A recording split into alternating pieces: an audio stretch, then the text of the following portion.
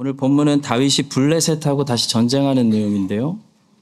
블레셋은 거인들을 중심으로 싸웠고 이스라엘은 다윗의 부하들을 중심으로 싸웠습니다. 근데 이스라엘이 이겼습니다. 왜냐하면 하나님이 이스라엘을 도우셨기 때문입니다. 여러분, 블레셋 사람들은 거인들이 승리를 준다고 생각했어요. 이것이 세상의 철학입니다. 세상 사람들은 거인이 돼야 승리한다고 생각합니다. 그래서 자꾸 높아지려고 하는 거죠. 끝나지 않는 더 높은 바벨탑을 쌓으려고 하는 그 욕망에 사로잡혀 있습니다. 그 정도면 충분히 높이 쌓았는데 이 하늘이라는 것은 끝이 없잖아요. 그래서 더 높이, 조금만 더 높이 쌓으려고 하는 거죠. 바벨탑을 쌓았던 사람들이 뭐라고 말했는지 기록해 놓으셨습니다. 성읍과 탑을 건설하여 그 탑 꼭대기를 하늘에 닿게 하여 우리 이름을 내고 온 지면의 흩어짐을 면하자. 이것이 인간의 욕망입니다. 욕망은 끝이 없습니다. 욕망은 조금만 더라고 말합니다. 인간 안에 있는 바벨탑 공사는 끝날 줄을 모르는 거죠. 이 정도면 우리는 이미 충분한 거인인데요.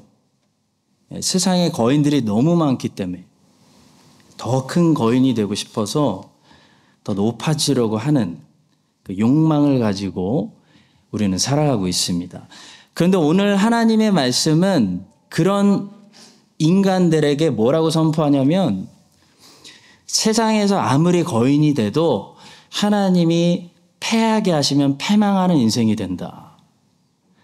여호와께서 도우시는 인생이 승리한다 라고 말씀합니다. 여러분, 이것이 오늘 주신 하나님 말씀입니다. 구체적으로 그렇다면 하나님은 어떤 방법으로 도우시는지, 여호와께서 도우시는 방법 3가지 살펴보도록 하겠습니다. 첫 번째로 하나님께서는요, 지속적으로 말씀을 붙들고 기도하는 자들을 도우신다는 사실입니다. 본문에 보시면 아주 중요한 단어가 나오는데요. 15절에 이 다윗이 전쟁을 하다가 매우 피곤했다라는 말씀이 나와요. 15절입니다. 블레셋 사람이 다시 이스라엘을 치거늘 다윗이 그의 부하들과 함께 내려가서 블레셋 사람과 싸우더니 다윗이 피곤하매. 다윗이 웬일일까요? 어느 정도 피곤했을까요? 여기서 피곤했다는 단어는요, 단순히 다윗이 이제 늙었다는 말이 아니고요. 그보다 훨씬 더 영적으로, 정신적으로, 육체적으로 다윗이 완전히 번아웃 됐다. 매우 심각한 상태다를 말해줍니다. 이 단어가 당시 다윗의 탈진 상태를 얼마나 우리에게 심각하게 말하고 있는지를 느끼고 싶으면 이 단어가 성경 다른 곳에서 어느 상황에 사용되었는지를 보시면 됩니다. 이 단어가 성경의 다른 장소에서 2번 사용되었는데요. 첫 번째 장소는 사사기 4장입니다. 드보라와 바락이 시스라 장군을 격파하고 이 시스라 장군이 어느 여인의 집에 가까스로 들어가서 완전히 녹초되었을 때, 그래서 여인이 와가지고 자기를 망치로 쳐 죽이려고 하는데도 이 장군이라는 사람이 알지 못할 정도로 완전히 무장 해제됐을 때 이 단어가 사용되었어요. 그가 깊이 잠드니 헤벨의 아내 야엘이 장막 말뚝을 가지고 손에 방망이를 들고 그에게로 가서 말뚝을 그의 관자놀이에 박음해 말뚝이 꿰뚫고 땅에 박히니 그가 기절하여 죽으니라. 또 2번째 장면은 사울이 전쟁할 때 쓸데없이 이상한 맹세를 해가지고 전쟁 끝날 때까지 이스라엘 병사들 아무것도 못 먹게 하는 그런 맹세를 해가지고요. 그날 이스라엘 군사들이 싸울 힘이 없어서 죽을 뻔했습니다. 요나단도 그때 몸에 당이 떨어져가지고 꿀을 조금 찍어 먹었다가 이 사울의 맹세 때문에 죽을 뻔했습니다. 그때 이 단어가 사용됩니다. 그때 백성 중 한 사람이 말하여 이르되 당신의 부친이 백성에게 맹세하여 엄히 말씀하시기를 오늘 음식물을 먹는 사람은 저주를 받을지어다 하셨나이다. 그러므로 백성이 피곤하였나이다 하니 그날의 백성이 믹마스에서부터 야알론에 이르기까지 블레셋 사람들 쳤으므로 그들이 심히 피곤한지라. 자, 그리고 이제 세 번째로 오늘 본문에서 이 단어가 다시 등장하는 거예요. 그러니까 본문에서 다윗이 피곤했다는 것은 완전히 죽을 지경이 되었다. 이 사람 지금 전쟁터에서 끌어내서 쉬게 해야 된다. 그런 말씀을 하고 있는 것입니다. 다윗이 왜 이렇게 번아웃 됐는지 알 수는 없지만 다윗은 매우 심각한 피곤한 상태에 있었습니다. 자, 그런데도 놀라운 것은 다윗은 아무리 피곤한 상태에서도 전쟁은 쉴지언정 쉬지 않은 것이 있었는데요. 바로 여호와의 말씀을 붙들고 여호와께 기도하는 것을 쉬지 않았다는 거예요. 계속 부르짖었다는 거예요. 성도 여러분, 사역은 쉴 수 있습니다. 그러나 모든 그리스도인들이 쉬지 말아야 되는 것이 있는데 바로 말씀을 붙들고 기도하는 일입니다. 쉬지 말고 기도하라. 그리스도인에게 쉬라는 이야기는요, 말씀 그만 읽고 기도를 멈추고 놓으라는 말이 아니고요. 오히려 반대로 들어야 돼요. 그리스도인이 쉬고 회복하고 안식한다는 것은 오히려 말씀을 더 붙들고 기도를 더 하기 위해서 전쟁터에서 잠시 나온다. 사역에서 잠시 나와 있는다. 그게 쉬는 겁니다. 저도 이번에 안식월을 보내주셔서 여러분들이 그 귀한 피 같은 안식월을 주셨다는 것을 제가 잘 알기 때문에 힘쓰지 않고 힘 충전하고 살쪄 오려고 되게 노력했어요. 이 시간은 나만을 위한 시간이 아니고 교회의 건강을 위해 하나님이 주신 시간이기 때문에 나는 정말 잘 쉬고 가야 될 책임이 있는, 무거운 책임이 있는 사람이다. 큰 부담이 느껴지더라고요. 여러분들이 막 보고 있는 것 같은 느낌이 느껴졌습니다. 그래서 말씀과 기도로 무장하고 쉬려고 노력했어요. 그래서 일부러 설교 부탁을 받았는데 한 번은 할 수 없이 했고 한 번은 제가 거절했어요. 저는 지금 설교보다 더 중요한 미션을 가지고 왔는데요. 쉬는 겁니다. 저는 쉬어야 되는 사람이에요. 그게 거절했어요. 잘했죠, 여러분? 그래서 지금 너무 쉬어가지고 제가 에너지가 넘쳐나서요. 설교가 오늘 좀 길 것 같아요. 다윗은 전쟁터에서 나가 있었던 거지 이 말씀과 기도에서 나가 있었던 것이 아니에요. 진정한 우리 영혼의 안식은 오히려 말씀을 많이 읽고 기도를 많이 하기 위해서 다른 일들을 멈추는 것을 여러분 기억하시기 바랍니다.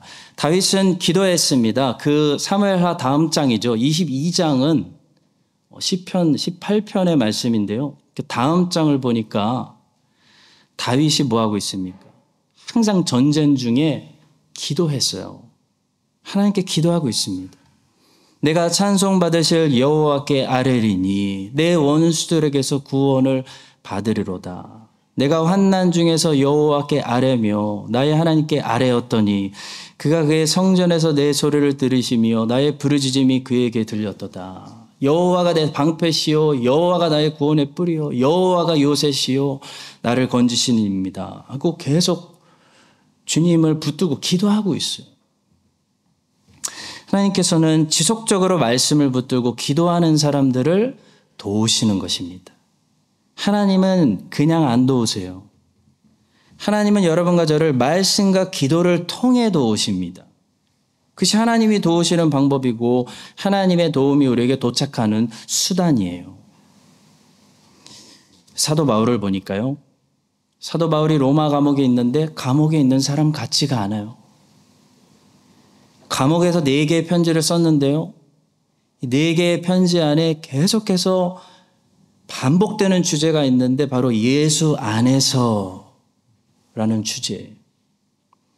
빌립보서는 예수 안에 있는 기쁨에 관한 서신이고 에베소서는 예수 안에 있는 충만함에 관한 서신이고 골로새서는 교회 머리 대신 예수 그리스도를 바라보는 서신이고 빌레몬서는 예수의 마음으로 종을 대하는 예수의 마음을 가르치는 서신이에요. 바울은 분명히 로마 감옥 안에 있었는데 예수로 충만해요. 예수 안에 있었기 때문에 감옥이라는 상황, 감옥이라는 환경을 바울이 이긴 거예요. 로마 감옥이 바울에게 진 거예요. 상황을 바울은 이긴 거예요. 바울이 승리했어요. 성도 여러분, 환경을 우리가 이기고 상황을 이기고 예수 안에서 기쁨이 오히려 충만하려면 이 진리를 우리가 날마다 반복하는 수밖에 없어요. 사람들은 진리가 몰라서 망하기도 하지만 진리를 잊어버려서 실패하기도 하기 때문입니다. 여러분, 중생과 칭의의 은혜는 잊어버리는 은혜가 아닙니다. 그것은 일시적이고 일회성적이기 때문에 한 번 받으면 끝나는 거예요. 한 번 받으면 안 잊어버립니다. 근데 성화의 은혜는 연속적이고 지속적이기 때문에 자주 반복해서 기억하지 않으면 잊어버려요. 그래서 바울과 베드로는 진리를 자주 반복해서 그리스도인들에게 상기시켰습니다. 그러므로 너희가 이것을 알고 이미 있는 진리에 서 있으나 내가 항상 너희에게 생각나게 하려 하노라. 끝으로 나의 형제들아, 주 안에서 기뻐하라. 너희에게 같은 말을 쓰는 것이, 계속 반복해서 이 말을 쓰는 것이 내게는 수고로움이 없고 너희에게는 안전하니라. 그리스도 안에 거한다는 것은 어떤 것이냐면요, 진리를 반복한다는 거예요. 계속 내가 반복하고 있다. 진리를 잊어버리지 않으려고 붙들고 있다. 이게 예수 안에 있는 겁니다. 여러분, 바울이 로마 감옥의 현실, 그 차갑고 답답하고 끝이 안 보이고 불안하고 두렵고 불편하고 그 인생의 현실에 눌리지 않고요, 예수 안에 거하면서 오히려 성령이 충만하고 기쁨이 충만해서 환경을 이겨버린 그 승리의 비결은 바울이 진리를 반복적으로, 지속적으로, 연속적으로 붙들었기 때문이에요. 그가 말씀과 기도를 쉬지 않았기 때문이에요. 여러분, 환경을 예수 안에서 우리가 이기는 비결은 말씀, 기도밖에 없습니다. 그냥 한 번이 아니라 지속적인 날마다 말씀, 기도, 그것만이 우리가 예수 안에 거하고 이 감옥의 환경, 피곤한 전쟁터의 환경, 모든 우리의 상황과 환경을 예수 안에서 이기는 방법입니다. 여러분과 제가 말씀과 기도로 새로운 한 주도 월, 화, 수, 목, 금, 토 매일 충만해져가지고 충만히 채우세요. 기름을 넣을 때 비싸서 끝까지 못 넣잖아요. 근데 말씀과 기도는 끝까지 충만히 채우셔서 이 다윗처럼 피곤한 중에도 승리하고 바울처럼 감옥 환경 상황 속에서도 주 안에서 승리하시는 하나님이 승리를 주시는 인생들 되시기를 주님의 이름으로 축복합니다. 자, 두 번째로 하나님이 도우시는 방법은 약한 것을 사용해서 강한 것을 이기게 하시는 방법입니다. 우리의 육체가 인간의 육체 정욕이 별로 좋아하지 않는 방법입니다. 자, 오늘 본문에서 좀 주목할 것은요, 블레셋 사람들이 거인들을 데려왔다는 거예요. 오늘 이야기는 아주 재미있는 이야기입니다. 이 거인들이 얼마나 큰 사람들이었고 그들의 무기가 얼마나 무시무시했고 그 중에 마지막 사람은 손가락 발가락이 24개예요. 괴물 같은 그런 사람이었다고 지금 기록하고 있습니다. 반면에 이스라엘은 왕이 피곤해요. 왕을 전쟁터에서 뺐어요. 다윗의 부하들이 전쟁하고 있는 거예요. 부하들을 따라서 전쟁했습니다. 그런데 어떻게 됐냐면 이스라엘이 이겼어요. 과정을 생략하고 결과만 기록했다는 것은 무엇이 중요하다는 거예요? 결론적으로 이스라엘이 이긴다는 거예요. 블레셋이 아무리 거인들 많이 데려와도 하나님이 지게 하시고 하나님이 함께 하시는 이스라엘이 승리한다. 이것이 오늘의 말씀입니다. 약한 자를 사용해서 세상에 강한 것들을 지게 하시는 것이 하나님이 자기의 영광을 세상에 드러내시는 한 가지 방법입니다. 그래서 바울이 말했죠. 그러나 하나님께서 세상에 미련한 것들을 택하사 지혜 있는 자들을 부끄럽게 하려 하시고 세상에 약한 것들을 택하사 강한 것들을 부끄럽게 하려 하시며 하나님께서 세상에 천한 것들과 멸시받는 것들과 없는 것들을 택하사 있는 것들을 폐하려 하시나니 이는 아무 육체도 하나님 앞에서 자랑하지 못하게 하려 하심이라.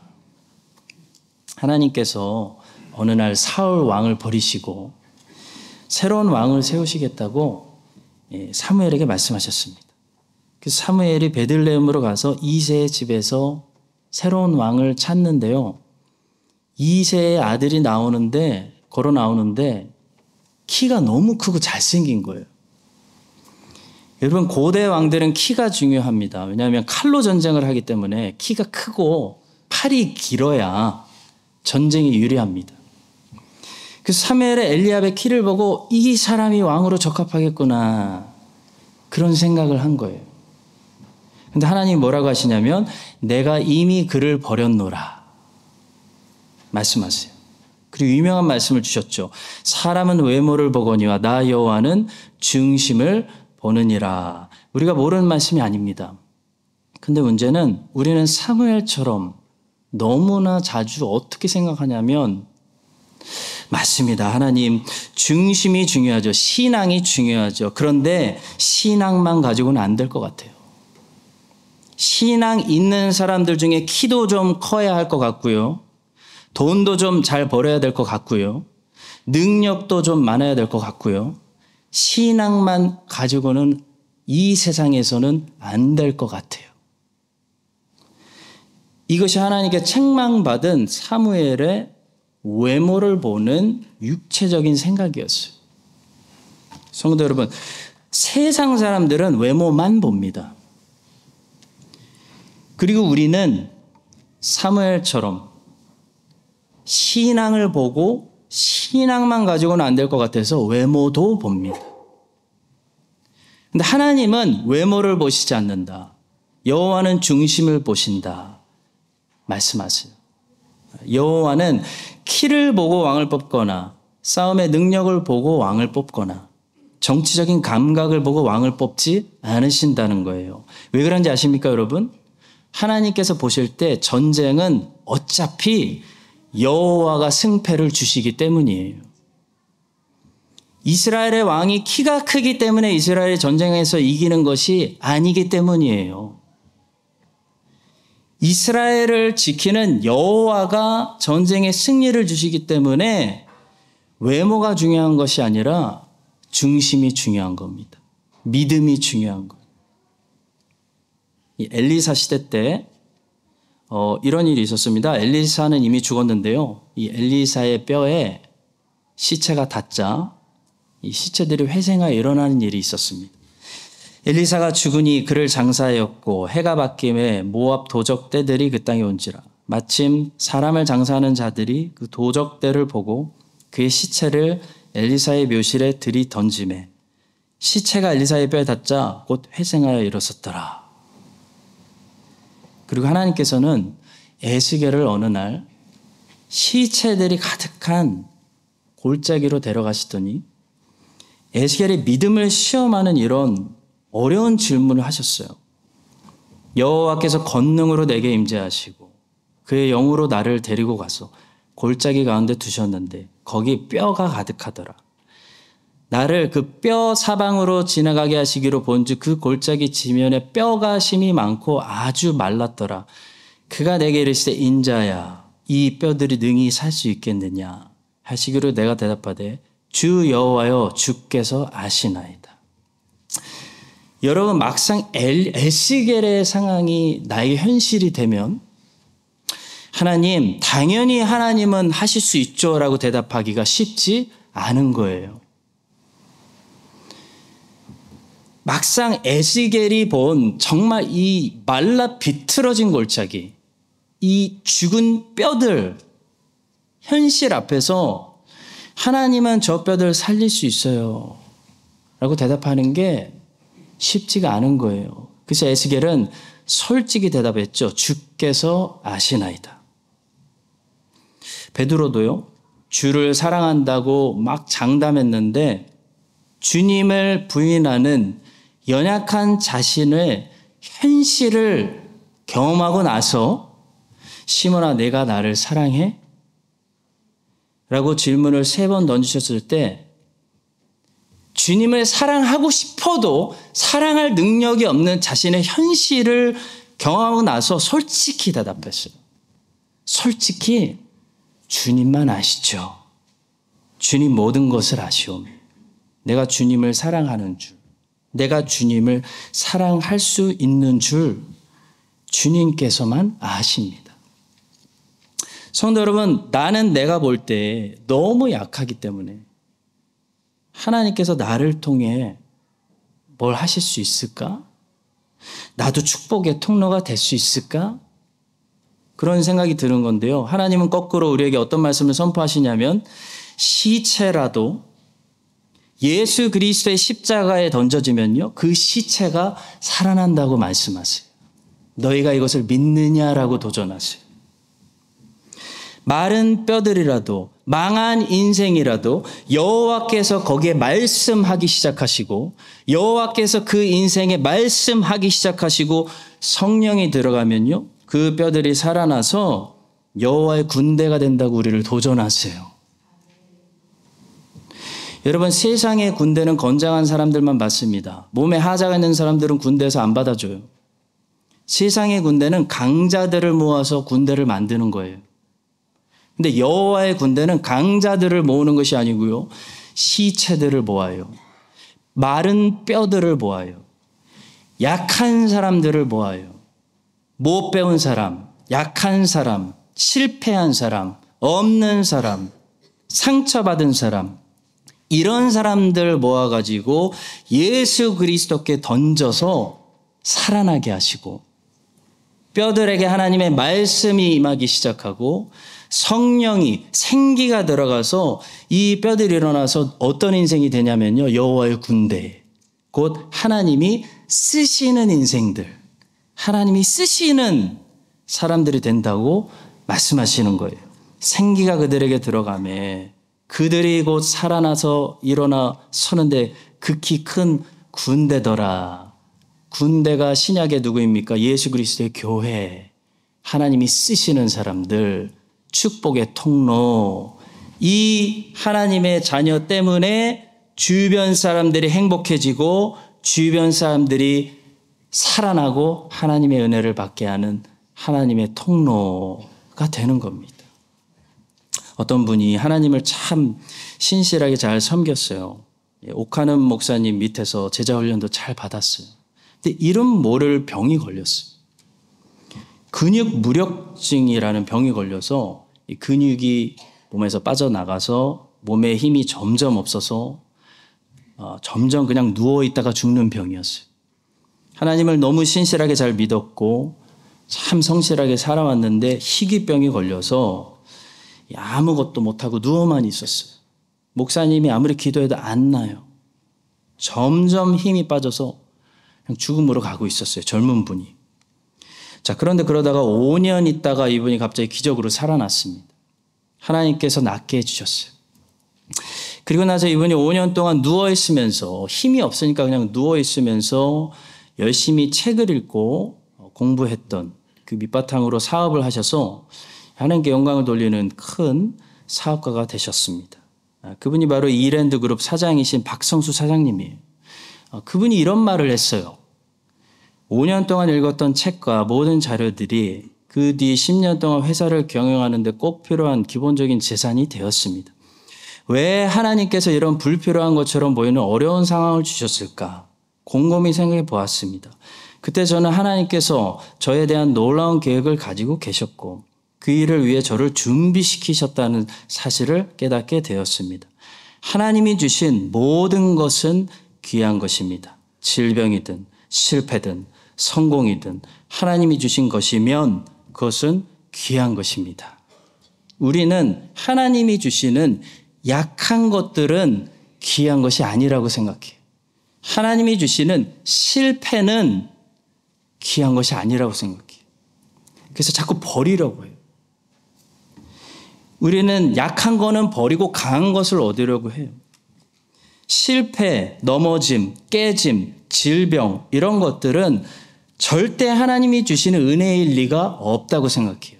오히려 기도를 통해 그거를 극복해야 된다고 생각하죠. 바울이 그랬어요. 처음에 몇 년 동안 몸에 있는 가시가 하나님의 은혜라고 생각하지 않았어요. 기도로 극복해야 되는 거라고 생각했어요. 장애물이라고 생각했어요. 이게 방해가 된다고 생각했어요. 근데 바울이 나중에 무엇을 깨닫죠? 이게 하나님의 은혜라는 걸 깨달았어요. 가시가 하나님이 바울에게 주신 선물이라는 것을 바울이 깨닫고 더 이상 기도하지 않았어요. 그것에 대해서. 이것이 내게서 떠나가게 하기 위하여 내가 3번 주께 간구하였더니 나에게 이르시기를 내 은혜가 내게 족하도다. 이는 내 능력이 약한 데서 온전하여짐이라 하신지라. 그러므로 도리어 크게 기뻐함으로 나의 여러 약한 것들에 대하여 자랑하리니 이는 그리스도의 능력이 내게 머물게 하려 함이라.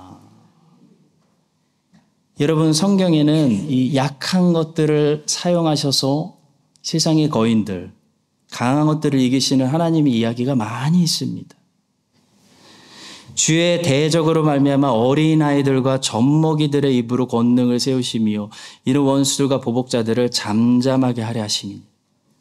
말 잘하는 입술이 아니고요. 어린아이들과 젖먹이들의 입으로 승리하시겠대요. 말 못하는 떠듬거리는 모세의 입술로 여호와의 율법을 선포하시겠대요. 여리고 성의 성벽을 향해 같이 대포를 준비하는 것이 아니고요. 백성들의 함성으로만 무너뜨리시겠다는 거예요. 미디안 13만 5천 명을 칼 한 자루도 없이 횃불과 양각 나팔 소리로만 이기시겠다는 거예요. 그렇게 하고 싶으시다는 거예요. 블레셋 최고의 장수 거인 골리앗을 어린 소년의 물맷돌 하나로만 보기 좋게 쓰러뜨리시겠다는 거예요. 그래서 하나님의 능력을 나타내시겠다는 거예요. 성도 여러분, 강한 것을 부러워하지 마세요. 강한 게 아니고요. 세상의 거인이 강한 게 아니에요. 하나님의 편에 서 있는 것이 강한 것입니다. 여러분 약하시죠? 약점 많으시죠? 저는 약점 엄청 많은 사람입니다. 여러분 그 약점이 하나님께 나아가는 문입니다. 그 약점을 통해서 여호와께서 나에게 들어오시는 거예요. 하나님을 만나는 거예요. 약함을 부끄러워하지 마시고 하나님께 나아가시기 바랍니다. 오늘 본문에서 블레셋이 자랑하는 그 강함, 그 4명의 거인들을 보세요. 어떻게 됐어요? 다 여호와께서 지게 하시는 것입니다. 돈, 명예, 인기, 권력 아무리 많이 가진 거인들도요. 주님이 지게 하시면 지는 거예요. 지는 인생 되는 거예요. 패망하는 거예요. 패망. 여호와를 의지하는 인생이 승리하는 것입니다. 하나님을 의지하는 여러분과 저에게, 주의 백성들에게 승리를 주시기를 주님의 이름으로 간절히 축원합니다. 마지막 3번째로 여호와께서 우리를 도우시는 방법은 나만 사용하시는 게 아니라 내가 아니어도 다른 사람들을 통해서도 나에게 승리를 주시는 방법입니다. 인생은 혼자 사는 것도 아니고 혼자 다 하는 것도 아닙니다.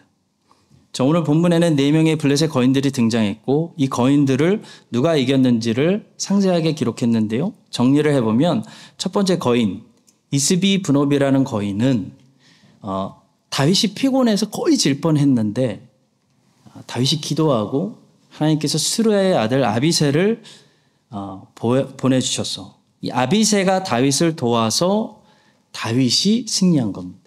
아비새가 이 거인 죽인 거 아니고요. 다윗이 도움받아서 죽였습니다. 그래서 22절에 보시면 정확히 알 수가 있어요.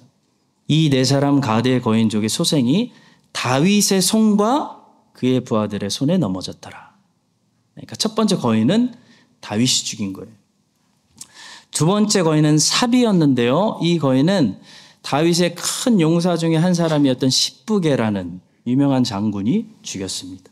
세 번째 거인은 골리앗의 동생 라흠인데요. 라흠이는 누가 죽였냐면 베들레헴 사람 엘하난이 죽였습니다. 자, 그리고 마지막으로 괴물이 등장해요. 마지막 거인은 손가락이 12개, 발가락이 12개. 아마 막 무시무시한 모습을 하고 나왔을 것 같아요.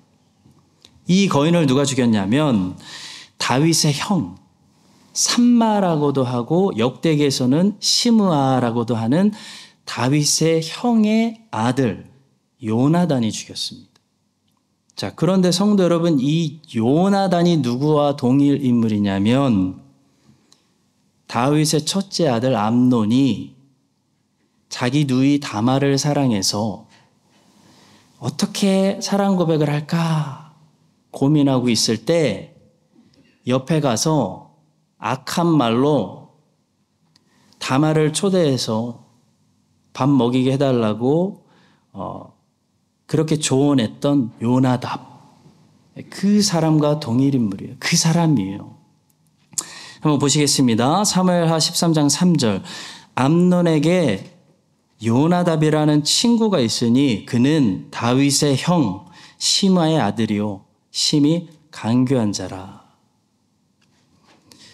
여러분, 블레셋 사람들의 거인들을 제거하는데 하나님이 어떻게 일하시냐면 다윗을 통해서만 이 거인들을 제거하시는 것이 아니고요. 다윗이 좋아하는 사람들만 사용해서 이 거인들을 제거하시는 것도 아니고요. 다윗이 이스비 분업이라는 첫 번째 거인에게 거의 죽게 되었을 때 누가 와서 다윗의 목숨을 살려주고 다윗을 도와주게 하셨습니까? 수루야의 아들 아비새예요.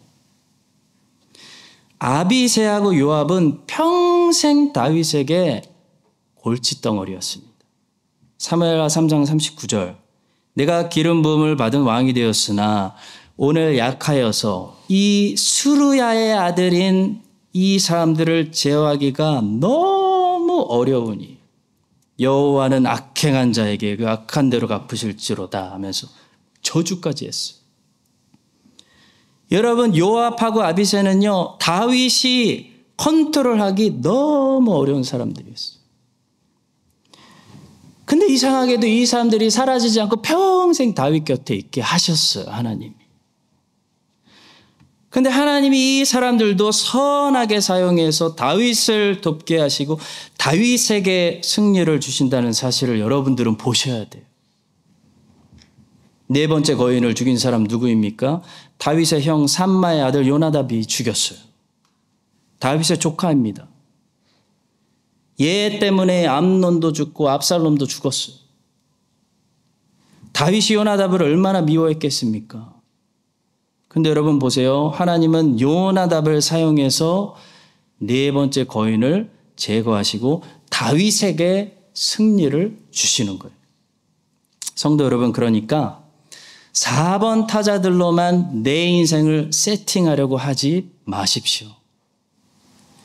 내 성향하고 맞고 나를 좋아하는 사람들로만 그리스도인은 내 주변을 세팅하려고 해도 절대 하나님이 그런 기도는 안 들어주십니다.